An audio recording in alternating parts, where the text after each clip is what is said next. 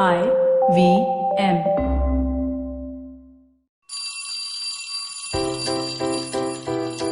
Hello one, hello all, welcome to the Diary of the Traveling Professor. And I'm Siddharth Deshmukh, your friendly neighborhood traveling professor himself. Well, what do we have here in this diary entry of mine? Webinars. Rather, don't do webinars. Or rather, let's do webinars right. Or rather, let's stop. Let's begin at the beginning. I think there are too many webinars around, don't you think? I think webinars have become the go-to mechanism for us to keep ourselves busy and relevant during this lockdown. And while it is an excellent initiative, it does leave a lot to be desired in terms of its execution. Webinars are an interesting way of getting people to talk about a topic and making sure that, the person who's listening, the core important listener, if you may, comes out rather refreshed and enlightened at the end of the conversation.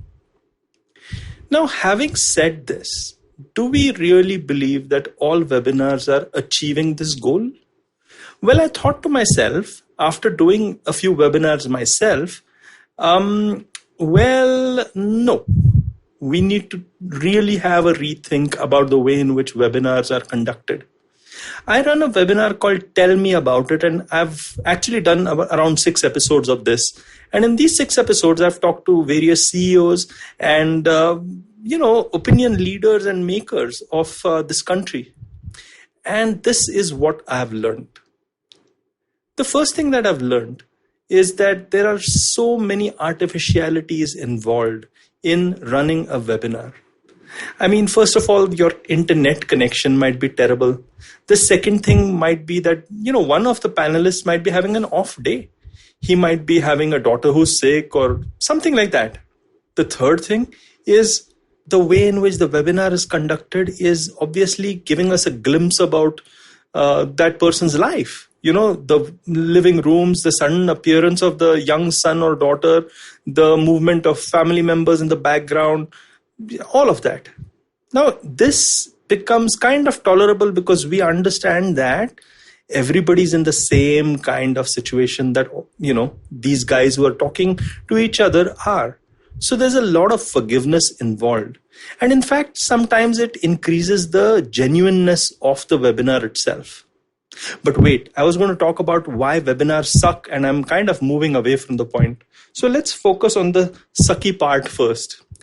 I think that there are sometimes too many people in a webinar. I mean, I've seen webinars that I've been listening to, and there are like 6, 7 people all waiting eagerly to, speak. Some people speaking out of turn, some people, speaking too long, and the rest of it. You know how it goes. Come on, you've seen a webinar or two in this lockdown, haven't you? Now, the funny thing is that I feel that there are so many people. That means that there are so many egos in that webinar, so many egos sitting in their rooms, trying to outdo each other, trying to talk over each other, trying to make sure that people really remember them over everybody else during this course. Of course, it's all about personal branding, isn't it? But this is what I feel. Most webinars actually lack active, beautiful listening skills. I don't think it is everybody's cup of tea. You might be an expert. You might be a wonderful conversationalist in real life, but can you really hold a conversation when you're staring into a camera and staring at other people's faces through a laptop screen or something like that? I decidedly don't think so.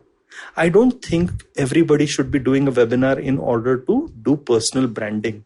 I think personal branding can be achieved in a variety of ways, and one of the best ways is to actually develop some great experience of people, encountering you and understanding your real value. Well, that's a topic for another sort of diary entry of mine. So let's focus on this webinar-oriented stuff, shall we? Now, instead of actually talking, we do need the person who's kind of hosting the webinar to be an active listener, not just passively, moving the mic from one person to the other, metaphorically, of course. You have to be an active listener. You can't really keep thinking about your next point that you have to make. Instead of that, listen to the other person.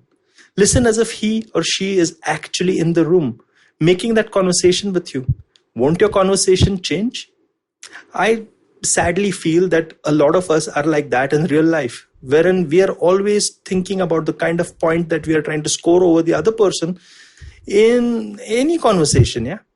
And the key to having any good conversation, whether it is in digital life or real life, is to genuinely be an active listener. And trust me, that kind of improves the superb quality of the webinar. It just elevates it to a new level. Active listening.